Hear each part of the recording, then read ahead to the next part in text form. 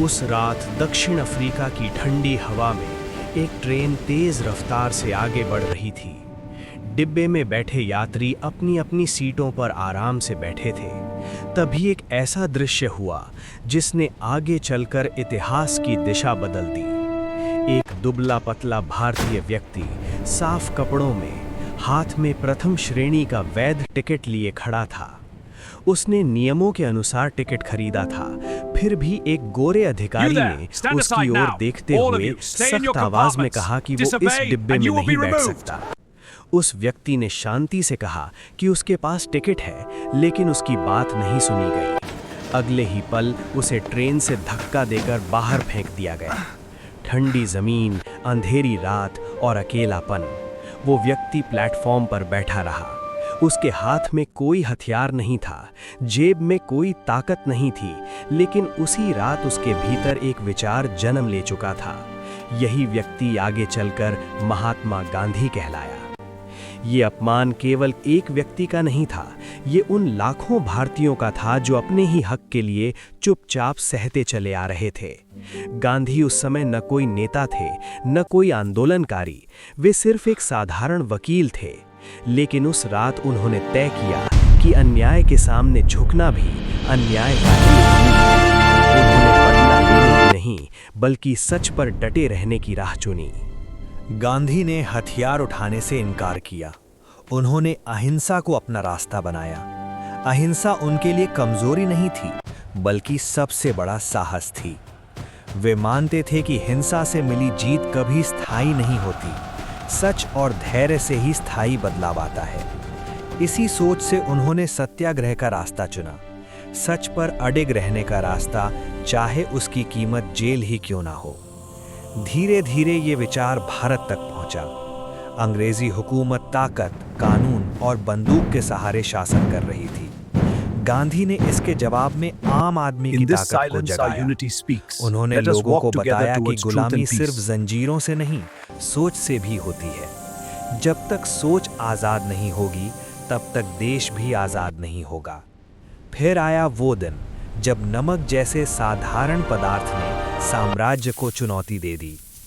नमक पर लगाया गया कर हर गरीब के जीवन को छूता था। गांधी ने न कोई हमला किया, न कोई हिंसक भाषण दिया। उन्होंने पैदल चलना शुरू किया।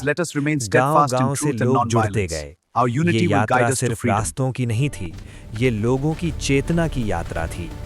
जब गांधी ने समुद्र के किनारे नमक उठाया, तो ऐसा लगा मानो अंग्रेजी शासन की नींव हिल गई हो। बिना गोली चले, बिना खून बहाए एक बड़ा संदेश दुनिया तक पहुंच गया। इसके बाद गांधी को जेल भेजा गया। उनके समर्थकों पर लाठियां चली, कई जगह गोलियां चली, लेकिन गांधी की भाषा नहीं बदली। वे हर बार लोगों से शांति बनाए रखने की अपील करते रहे। जलियांवाला बाग जैसे भयानक नरसंहार के बाद भी उन्होंने बदले की नहीं, संयम की बात की। उन्हें पता था कि अगर देश नफरत के रास्ते पर चला तो आज़ादी खोखली हो जाएगी। गांधी सत्ता के पीछे नहीं भागे, वे प्रधानमंत्री या राष्ट्रपति नहीं बने। उन्होंने चरखे को प्रतीक बनाया ताकि लोग आत्मनिर्भर बने। खादी उनके लिए कपड़ा नहीं, बल्कि आत्मसम्मान का प्रतीक थी। वे हमेशा सबसे कमजोर इंसान को सामने रखकर सोचते थे। उनकी आलोचना भी हुई। कुछ लोगों को वे बहुत नरम लगे, कुछ को बहुत सख्त। फिर भी उन्होंने अपना रास्ता नहीं बदला। वे जानते थे कि सही होना जरूरी है, लोकप्रिय होना नहीं। जब देश आजाद हुआ, तब भी वे जश्न में नहीं डूबे। देश के बंटवारे और हिंसा ने उन्हें भीतर तक तोड़ दिया। जब चारों ओर आग लगी थी, तब गांधी शांति की तलाश में उपवास पर बैठे थे। और फिर वो दिन आया जब प्रार्थना सभा में गोलियां चली।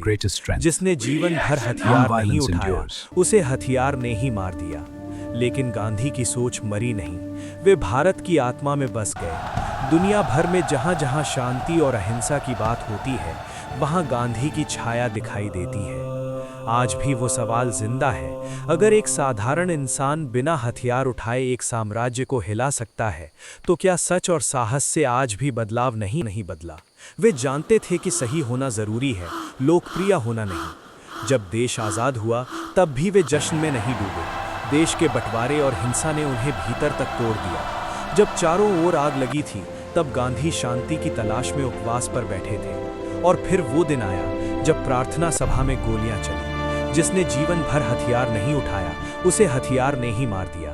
लेकिन गांधी की सोच मरी नहीं, वे भारत की आत्मा में बस गए। दुनिया भर में जहां जहां शांति और अहिंसा की बात होती है, वहां गांधी की छाया दिख रही है।